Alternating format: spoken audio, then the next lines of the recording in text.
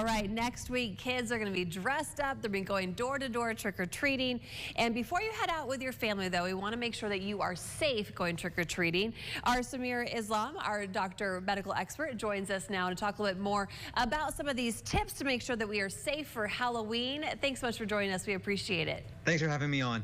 Okay, let's first of all talk about some of the concerns for these kiddos as they are out in the dark. They're collecting candy. We all think it is fun, but some of these sweet treats can be kind of dicey for kids with allergies. So what should parents do? So one of the common things we worry about are allergies in candies, and the most common allergies are peanut allergies.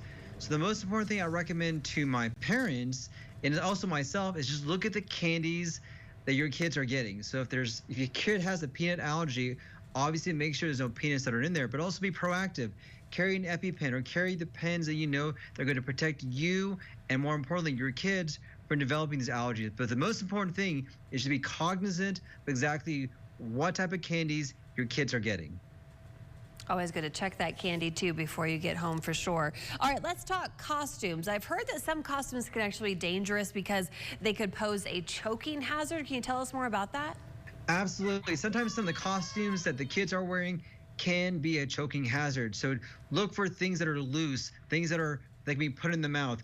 Watch your kids to make sure they're not putting things in their mouth like their costumes or accessories from their costumes that can be a choking hazard. But also keep aware of exactly what type and how big the candies that people are getting whenever they're giving candies to your kids. If there are large candies that you know may be difficult to chew, you may want to take those away from your kids or break them into smaller pieces so it's not as difficult for them to swallow and they don't have any choking problems in the future. And kids are walking, people are driving. It can be a really dangerous mix, unfortunately. Some costumes make it hard for people to see in the dark. And out at night, there's always those tripping hazards. So talk a little bit about that, too. Yes, it can be scary at night because you can't see anything. There may be cars that are around. So the best thing to recommend is have your kids on the sidewalks where you can keep an eye on them, and maybe have them carry a flashlight, or maybe if they have a phone, have the flashlight mode on so you can see where they're at.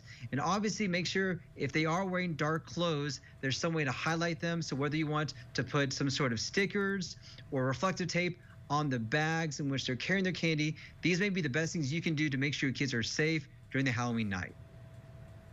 And I know I'm guilty of it. A lot of parents are sneaking all of the candy that our kids might not want to eat or might want to eat, but you can always overindulge yourself, and so can the kiddos. So what can we do to make sure that we're still kind of being a little healthy on Halloween?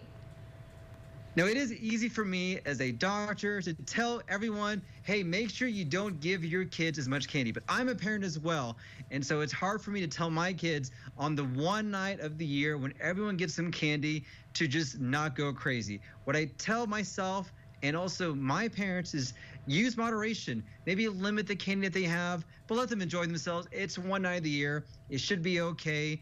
I know they may have a sugar rush. They may be up all night. But as long as you do things in moderation, you should be good. Okay, moderation for the Snickers, too. We will do that. All right, Dr. Samir Islam, thank you so much for your time. Thanks for having me on.